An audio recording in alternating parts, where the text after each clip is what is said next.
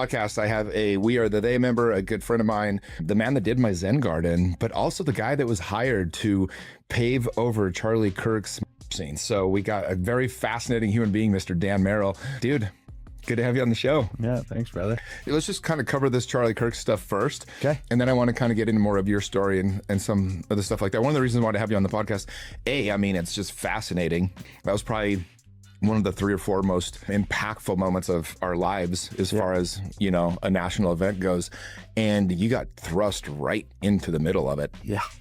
So what exactly was your role? What happened? How did that all come about for you to be the person they call? I mean, I think, you know, one of the reasons I wanted to have you on, you haven't really told your story, but you've been getting a lot of like threats and people that think you're part of the conspiracy. And I just wanted to kind of really get into how that all happened for you. Sure. Well, so interestingly enough, I came and met with you about your Zen garden. That was right when it happened. I was on my way back to my shop in Provo, and I saw 6 different precincts flying past me in the commuter lane. Charlie Kirk's parents just made a dramatic move in court, and it completely changed how many people saw the situation. An emergency court order removed Erica Kirk as the guardian of Charlie's young daughter, the child he left behind. Until then, many people had viewed Erica as a grieving widow focused on protecting her husband's legacy. But after the court filing became public, it sparked a wave of new questions and brought fresh attention to a situation that had mostly stayed out of the spotlight. While Erica stepped into a highly visible role, appeared regularly in public, and took on major responsibilities within the organization, Charlie's parents were reportedly handling things through the legal system instead. According to the court filings, they believed they were acting in what they saw as their granddaughter's best interests, adding another layer to a story that many assumed was far more straightforward. Once the court's decision became part of the public record, what had been a private family dispute suddenly became visible for everyone to see. You know, so I texted the guy, I said, look, I don't work on Sundays. My guys don't work on Sundays. You know, I'm happy to call you on Monday. What's a paver emergency? So he sends me pictures of right where Charlie was murdered.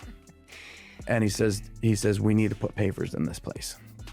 So I called him, and the guy seemed like a genuine good dude. He says, you know, look, we don't have a whole lot of answers. We're told by, you know, people above us that we've got to put pavers in, you know, today and tomorrow. It needs to be in by Monday. And we've never done pavers. We've never installed them. And we want to make sure we do it right. And he says, would you come help? I said, 100%. So I went and got I got my trailer. I started calling my guys, and none of my guys answered. And so I started calling my other guys, you know, my brothers. And then I called another, you know, The ruling shifted the conversation almost overnight. And ever since then, people have continued asking what led to such a serious legal battle and what it could mean for the family moving forward. A court ruling in December temporarily granted custody of Charlie's daughter to his parents while the case moved forward. Court records indicate the judge considered concerns related to the child's well-being at the same time Erica was managing the demanding and very public responsibilities of leading Turning Point USA. That decision immediately drew attention because it changed how many people viewed the family's private legal situation. When he was murdered, they didn't go and grab a constitution.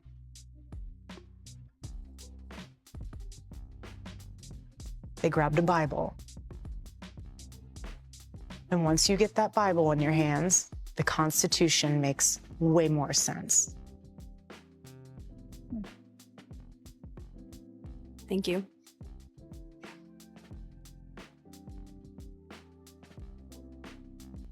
From what later became public, it appeared the tension between those different responsibilities may have been developing well before the matter reached a courtroom.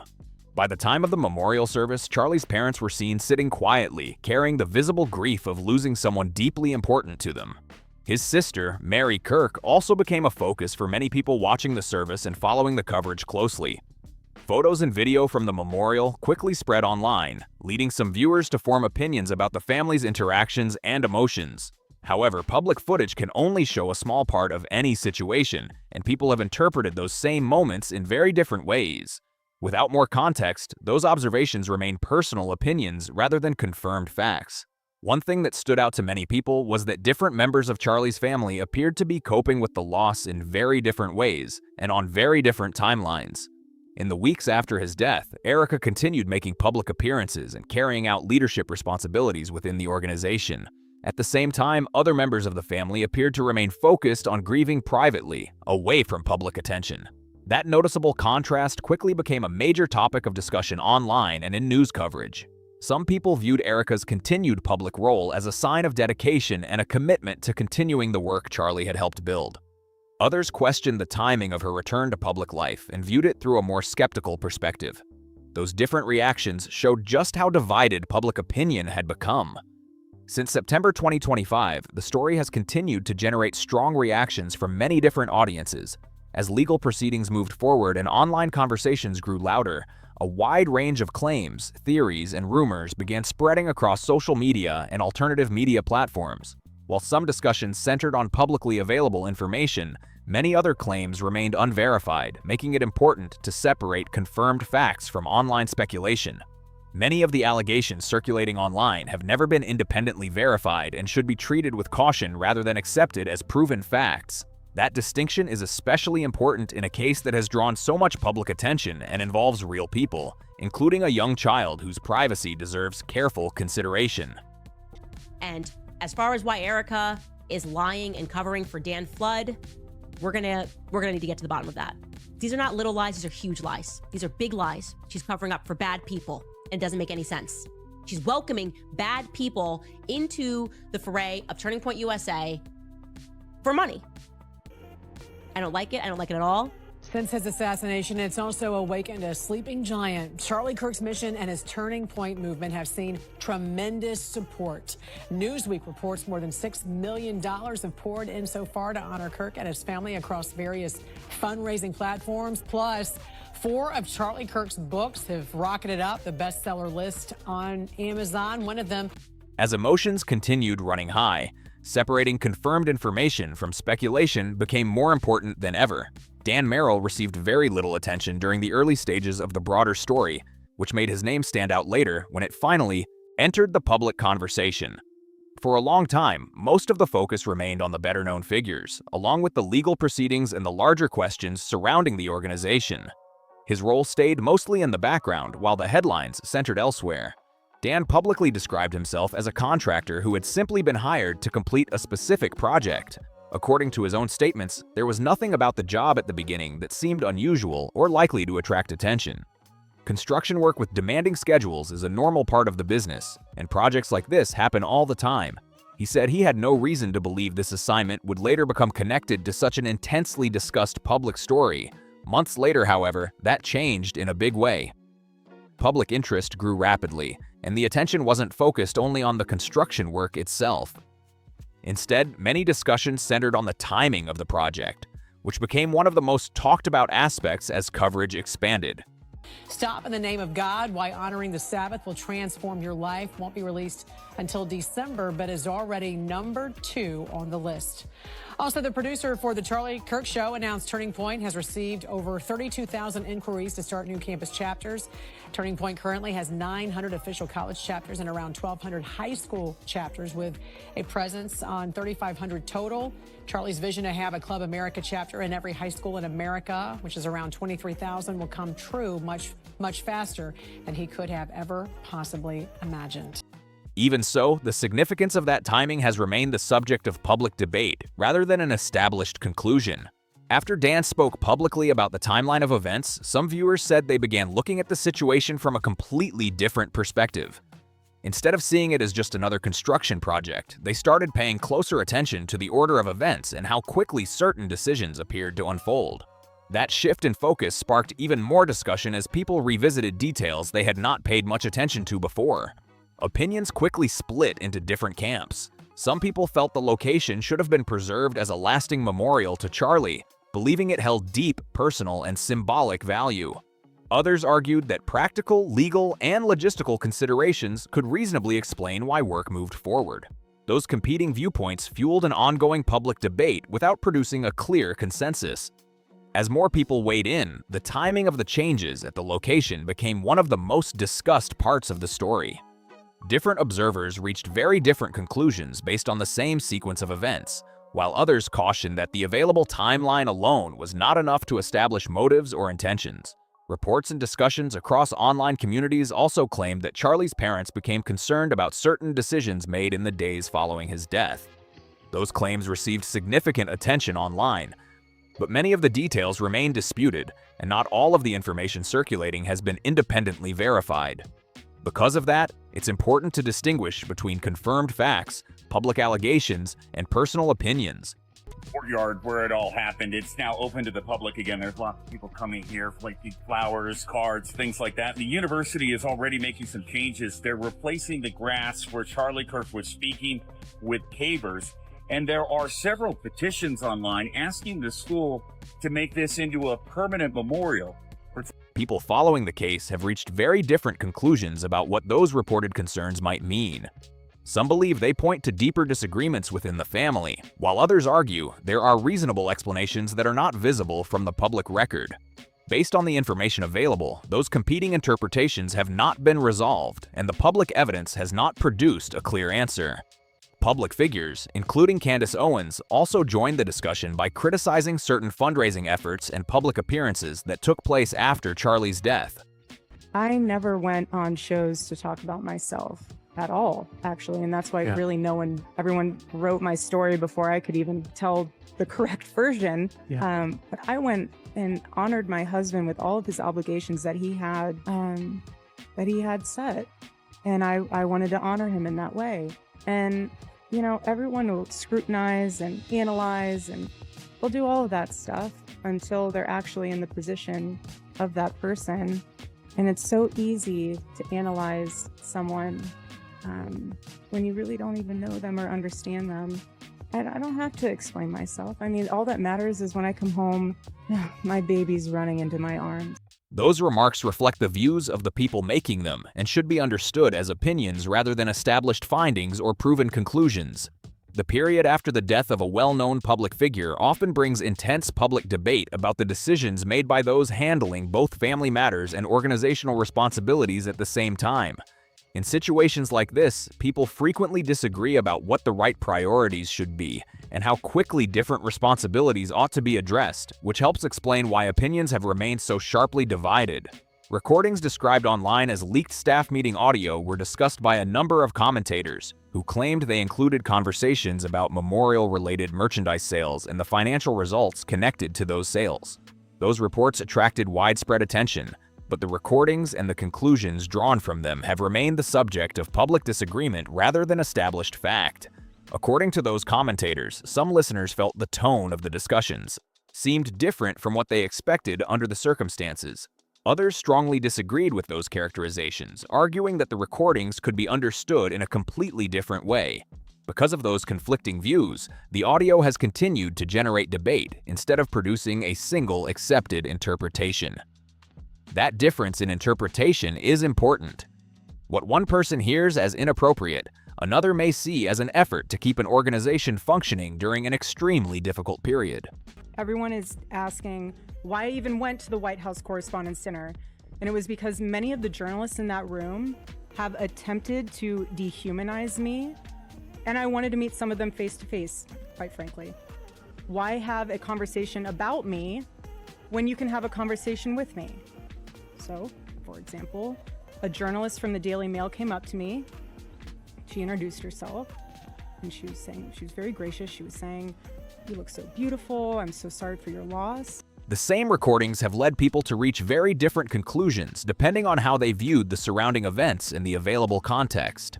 The broader public discussion also focused on the different ways members of Charlie's family appeared to respond after his death. While Charlie's parents largely stayed out of the public spotlight and appeared focused on private family matters, including their granddaughter, Erica remained active in public and continued carrying out leadership responsibilities within the organization. That contrast became one of the most widely discussed aspects of the story, even as opinions remained deeply divided. That difference in approach became one of the biggest talking points in the entire public conversation.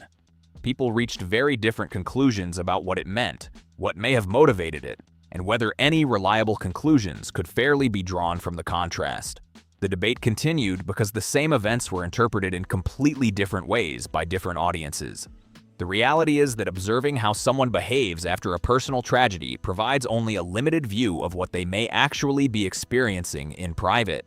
February 13, 2014, Jillian replied to one of Erica's tweets by saying, @EricaFrancvi, gorgeous as always. A few hours later, she then tweeted, why did @EricaFrancvi just send me this? Laughing emojis, and there is a photo which says, this Valentine's Day, I am going to touch your butt. Jillian posted this tweet on March 6, 2014. So Erica says, let me call you, hold on sweetheart, give me a wow. And then Jillian says, okay, and puts laughing emojis. Erica then says, sex too, but not from you, lol. Holy sh*, laughing emoji.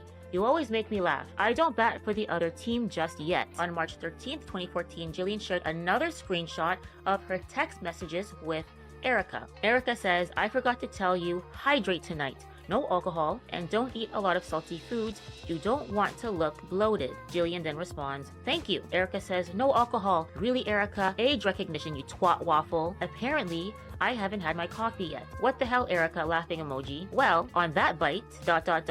note, you Siri, come on, hashtag the struggle. What are you trying to say, laughing emoji? Spit it out, you twat waffle. On the morning of March 26, 2014, Jillian tweeted, I just want to be somebody's woman crush Wednesday. Is that too much to ask? That evening, she then tweets, thank you @EricaFrancvi for making my whole week, and she shares this photo, and the photo is of a gnome, and it says, I want to be inside your lady garden. Public appearances, social media activity, and media coverage rarely capture the full picture, making it difficult to draw firm conclusions about someone's motives or personal circumstances based on those factors alone. Online discussions also revisited claims about Erica's background and interactions from before she became publicly known as Charlie Kirk's wife. Some commentators pointed to older messages, photographs, and social media posts while offering their own interpretations of those materials. However, those items have been widely debated, and by themselves they do not establish the conclusions that some people have suggested.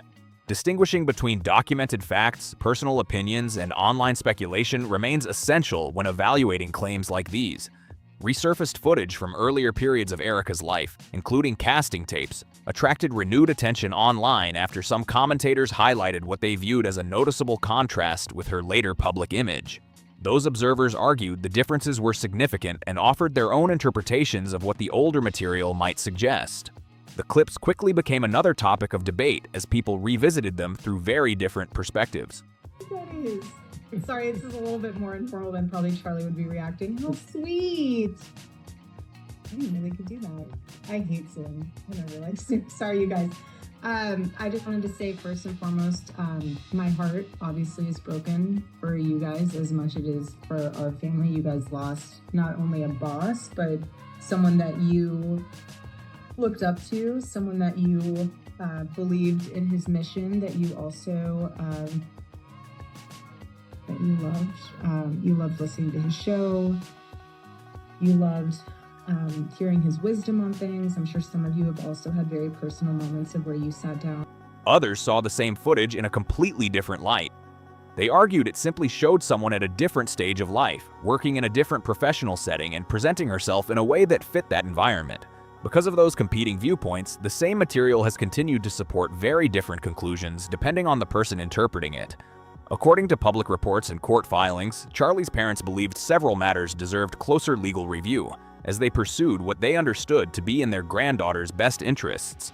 Those filings, along with public statements from those involved, reflected substantial disagreements over decisions, priorities, and the child's long-term future. Throughout the legal proceedings, the parties have presented different accounts of what happened and why, and the court process has reflected the complexity of those competing positions rather than producing a simple or universally accepted explanation. Public discussion also expanded at various points to include Erica's past charitable work, including questions raised by some commentators about the structure and oversight of a project in Romania. Those claims have been debated extensively in public, but they remain disputed and should not be treated as established facts without independent verification. I was here for 5 years. I never dated here because I saw vicariously through my roommate how terrible it was. Somehow getting drinks was the replacement of having coffee and breakfast. I personally would rather have coffee or brunch with someone than going, I don't drink. I find it unproductive, not because I'm holier than whatever. I just don't operate that way. But I always thought it was very strange how she would go to drinks with one guy and then go to dinner with another. So it goes twofold here. So if you're expecting to marry someone that I was blessed with, like a Charlie, you have to be the type of woman that will attract a Charlie. Are you going to church? Are you going to Bible study? As with many high-profile stories, online discussions have often mixed confirmed information with opinion and speculation, drawing a clear line between legitimate questions about charitable governance and unfair speculation about a private individual's conduct is especially important in situations like this. The speed and volume of online commentary can sometimes make unverified claims appear more certain than they really are, even when the available evidence does not support firm conclusions. That's why separating documented facts from public opinion remains essential. As the legal proceedings continued, Charlie's parents formally asked the court to grant them responsibility for their granddaughter, while Erica continued leading Turning Point USA and maintaining a highly visible public role. That request brought the central disagreement into sharper focus. Who should manage Charlie's family responsibilities and how his organizational legacy should move forward after his death?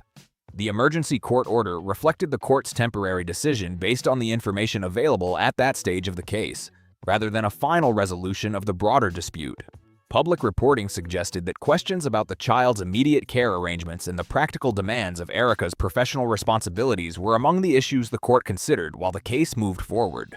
At the same time, all sides presented competing claims and different accounts of the situation, meaning the legal process reflected an ongoing dispute rather than delivering a final answer to every question.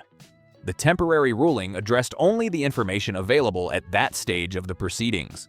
The court's order did not resolve the broader family dispute, and it quickly sparked strong reactions across social media and in public commentary. Some people defended Erica, arguing that she was balancing extraordinary personal loss with major leadership responsibilities during an incredibly difficult time. Others believed the court's decision reflected concerns and family tensions that they felt had already become visible through public reporting and the legal filings. Those very different reactions showed just how divided public opinion had become. As the debate spread online, people shared emotional opinions about Charlie's daughter's situation and what the custody proceedings might suggest about the family's circumstances before and after his death. Those posts reflected individual viewpoints, not verified accounts of events, and many of the claims circulating remained unconfirmed. Even so, they illustrated how closely the public continued following every new development in court filing. One point remains more important than all the online debates and competing opinions. A young child is at the center of these proceedings. Regardless of where people stand on the legal dispute, the family disagreements, or the questions surrounding Charlie Kirk's legacy, the child's well-being remains the central issue before the court. That focus is ultimately more significant than the public arguments, media attention, or competing narratives that have surrounded this case. Custody decisions are based on the evidence presented to the court about a child's specific circumstances, not on public opinion, media coverage, or a person's organizational role. The December ruling was a temporary decision rather than a final outcome, and the legal process continues as the court considers the competing claims and evidence presented by all parties involved. Even after months of public attention, many important questions remain unanswered. New court filings, public statements, organizational developments, and additional reporting have continued to shape the conversation, leading people to reach very different conclusions about the decisions made after Charlie's death, the family disagreements that later became public, and what those events could mean for the legacy he left behind. At the same time, many key facts remain disputed, making it too early to draw firm conclusions about the overall picture. The case continues to develop, and the legal proceedings reflect the complexity of the issues involved rather than offering a simple or universally accepted explanation.